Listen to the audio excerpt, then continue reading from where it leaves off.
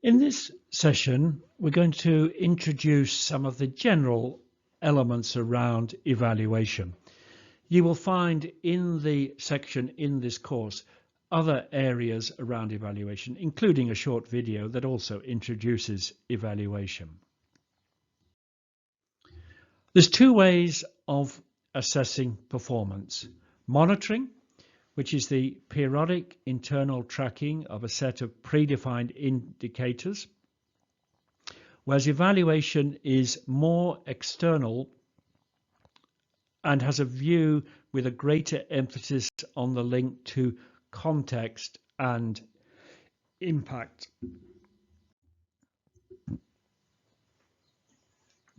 So both are management tools, and together they will enable us to assess performance. And the reason we talk in terms of monitoring and evaluation.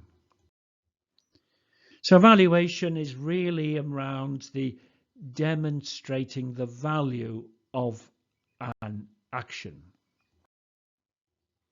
It compares a plan with what actually happens. A definition from the OEC DAC: evaluation refers to the process of determining the worth or significance of an activity, policy, or program. An assessment as systematic and objective as possible of a planned, ongoing, or completed intervention.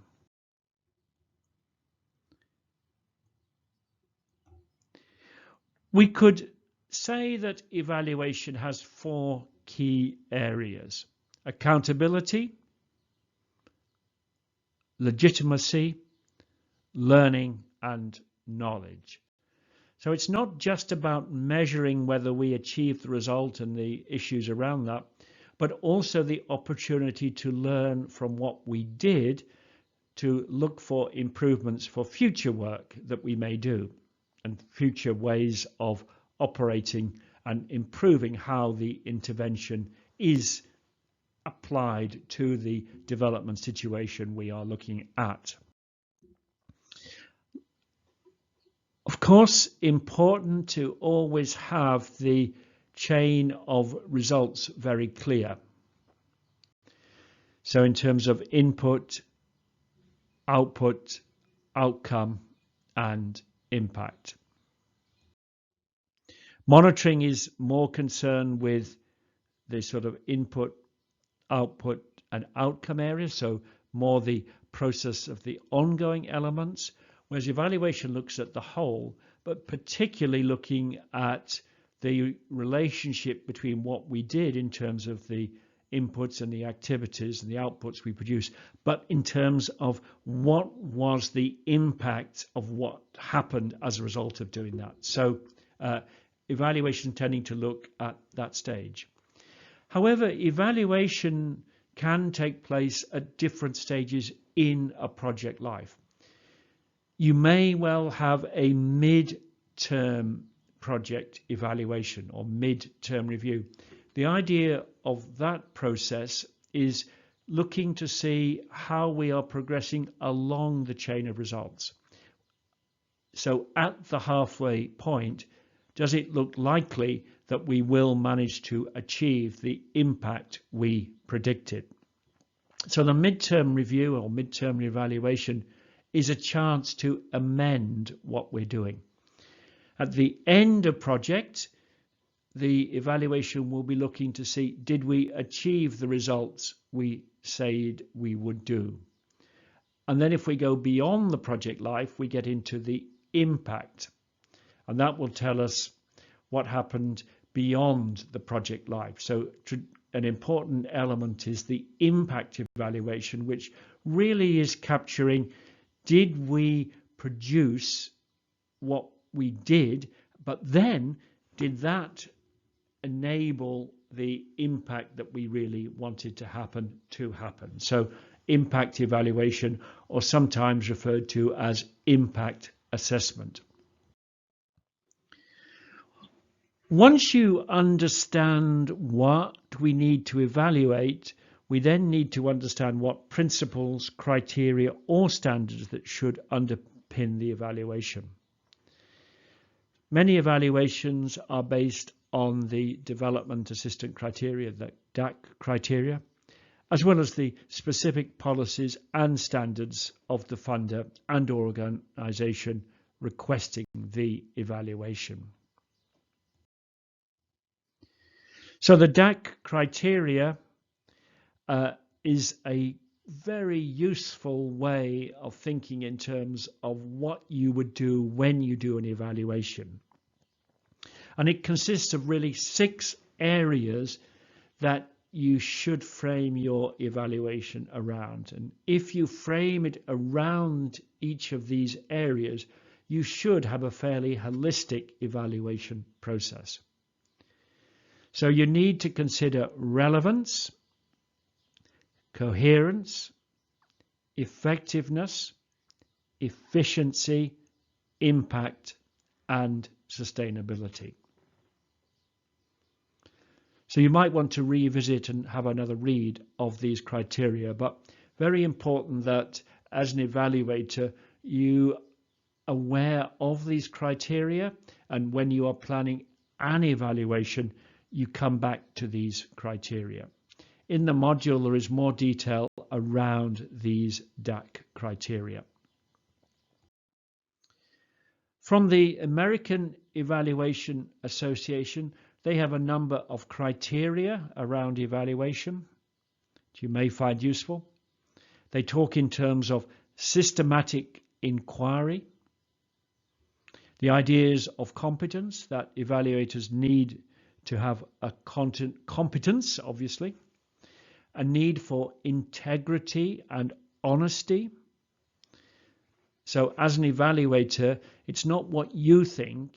You have to be independent of what you think. Your role is to collect the information that you see in an objective methodology as you possibly can. The need to respect people when you are doing an evaluation, and a general responsibility for general and public welfare during the evaluation process. Some of the general principles that we might have a look at.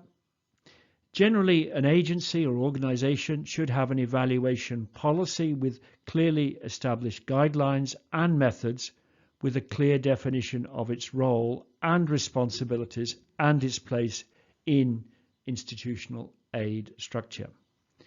The evaluation process should be impartial and independent from the process concerned with policy making and the delivery and management of development assistance. The evaluation process must be as open as possible, with the results made widely available. For evaluations to be useful, they must be used. So feedback to both policymakers and operational staff is essential. A question that comes up often in discussions around evaluation is the relationship between external or internal evaluators. So we might think in terms of evaluation is not just an assessment of the merits of an activity, but one that aims to be objective and impartial as possible. The requirement for objectivity and impartiality is always strong where evaluations serve a purpose of accountability, and it can be equally strong when learning and the creation of the new knowledge is the purpose. So in order to do this, we often argue that an evaluation should really be done by an external party on the grounds that they are more likely to be objective, having not been involved in the project or program. So generally that is the case, that an external team would evaluate a project. But there is still no reason why an internal team could not do it. It's not that you have to have an external evaluator. Some organizations kind of do a combination of. So they have a evaluation team with an external person in, but they might bring in somebody internally from the project or organization. The advantage of that is that the internal person often brings more knowledge around the particular program or project, which the external evaluators might miss. So that quick run through just gives us a bit of a quick overview of some of the elements of evaluation. But do look at some of the videos, some of the documents and the readers in this section to give you a little bit more around evaluation and the process. So thank you for that.